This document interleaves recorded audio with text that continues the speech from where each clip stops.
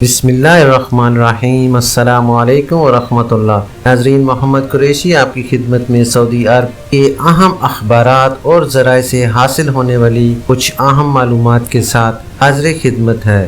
ناظرین، ویڈیو کی مزید ڈیٹیل میں جانے سے پہلے جو حضرات فرسٹ ٹائم میرے چینل پر آئے ہیں، میں ان سے گزارش کروں گا کہ کائنڈلی میرے چینل کو لائک، سبسکرائب اور بیل نوٹیفیکیشن کو اوپن کر لیں تاکہ ہر نئی آنے والی خبر اب تک بر وقت پہنچ سکے۔ ناظرین، سعودی عرب میں ملازمت کے نئے معاہدے میں اقامے کی فیس اس کے ذمے ہے۔ سعودی عرب میں غیر ملکیوں کے لیے اقامے اور رہائشی قوانین واضح ہیں، ان پر عمل کرنا سب کے لیے لازمی ہے۔ حاجر اور اجیر یعنی کمپنی اور ملازم کے حوالے سے بھی قوانین موجود ہیں، ان سے آگاہی ضروری ہے۔ سعودی عرب میں نیا قانون 14 مارچ سے نافذ ہو گیا ہے، جس میں ورک ایگریمنٹ بنیادی شرط ہے۔ نئے قانون میں اقامہ اور اس کی فیس کے حوالے سے تارکین وطن نے وزارت افرادی قوت کے ٹویٹر اکاؤنٹ پر سوالات کیے ہیں۔ شخص نے وزارت افرادی قوت کے شعبہ کسٹمر کیئر کے ٹویٹر پر ملازمت کے نئے معاہدے کے حوالے سے پوچھا ہے، اب کارکن کا اقامہ اور اس پر عائد فیس مقابل المالی کی ادائیگی کس کے ذمے ہوگی؟ وزارت افرادی قوت کی جانب سے بتایا گیا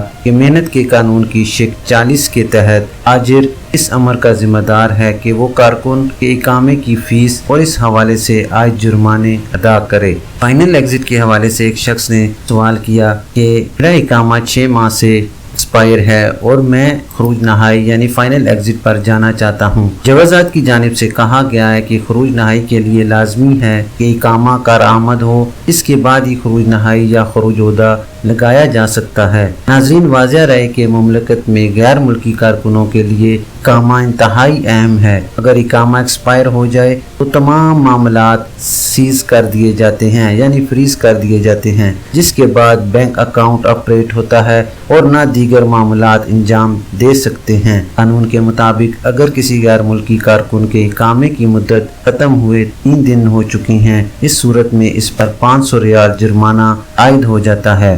دوسرے سال بھی اقامہ ایکسپائر ہونے پر 1000 ریال جرمانہ عائد ہوتا ہے، جبکہ تیسری بار تجدید میں تاخیر پر غیر ملکی کارکن کو مملکت سے بے دخل کر دیا جاتا ہے۔ ناظرین، خروج عہدہ کے حوالے سے ایک شخص نے پوچھا ہے کہ میرے پاسپورٹ کی مدت 60 دن ہے، کیا 50 دن کا خروج عہدہ حاصل کر سکتا ہوں؟ کے بارے میں جوازات کا کہنا ہے کہ بیرون مملکت سفر کے لیے خروج عہدہ حاصل کرنے کے لیے لازمی ہے کہ پاسپورٹ کی کم از کم مدت 3 ماہ سے زیادہ ہو۔ ناظرین، واضح رہے کہ خروج عہدہ کے لیے جوازات کی جانب سے پاسپورٹ کی مدت کا تعین کیا گیا ہے، کیونکہ غیر ملکی کارکن کے پاسپورٹ کا نمبر اور دیگر تفصیلات جوازات کے سسٹم میں فیڈ ہوتی ہے۔ نیا پاسپورٹ بنانے کے بعد نئے پاسپورٹ کی تفصیلات جوازات کے سسٹم میں فیڈ کروانا لازمی ہوتا ہے، اس لیے بیرون مملکت خروج عہدہ پر جانے والے کے لیے لازمی ہے کہ پاسپورٹ کی مدت کم از کم 3 ماہ باقی ہو۔ اگر جانا انتہائی ضروری ہو تو وہ پاسپورٹ کی تجدید جلد ممکن نہ ہونے کی صورت میں